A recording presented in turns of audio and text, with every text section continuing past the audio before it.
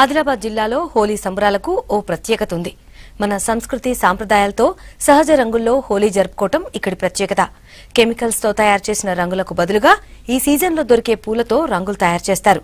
ఇంతకీ ఆ పూలేంటి, వాటి ద్వారా రంగులు ఎలా తయారు చేస్తారో చూద్దాం.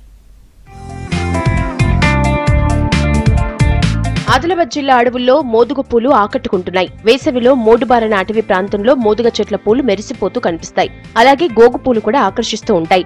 ఈ పూలు అడవికి అందంతో పాటు సహజమైన రంగుల తయారీకి కూడా ఉపయోగపడుతున్నాయి.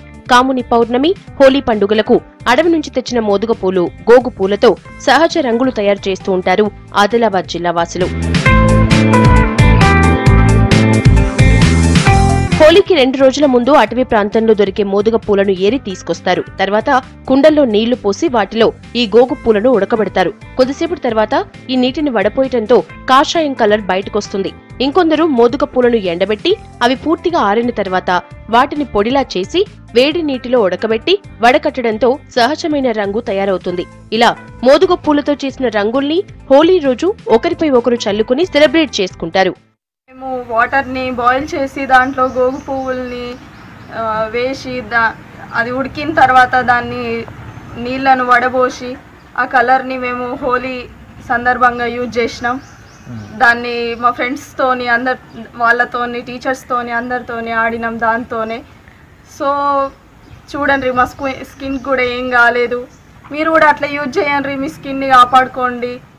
ఈ కాలంలో ఏదైతే కెమికల్స్ ద్వారా యూజ్ చేసే కలర్స్ ఉన్నాయో అవి యూజ్ చేయకుండా ఈ పౌడర్ కలర్స్ ఏవైతే ఉన్నాయో అవి యూజ్ చేయండి. పిల్లల చర్మానికి చర్మ వ్యాధులు రాకుండా పౌడర్ కలర్స్ అనేటివి యూజ్ చేయండి.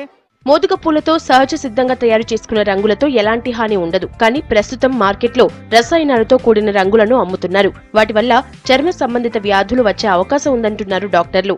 ఈ రంగులు వాడేటప్పుడు కొన్ని సూచనలు పాటించాలి. ముఖ్యంగా ఈ బయట అమ్మే ఈ కలర్స్ ఏదైతే ఉందో అవి వాడటం అంత మంచిది కాదు. ఒకవేళ ఎవరైతే రంగులు వాడాలనుకుంటే న్యాచురల్ రంగుల్ని మీరు ఎన్నుకున్నట్లయితే, మీరు చూసినట్లయితే అవే మంచివి.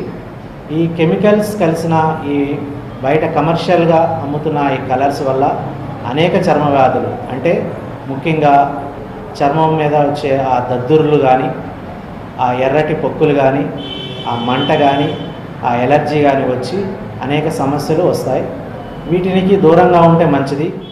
మోదుగ చెట్టు రంగుల తయారీకే కాదు, నిత్య జీవితంలో కూడా అనేక విధాలుగా ఉపయోగపడుతుంది.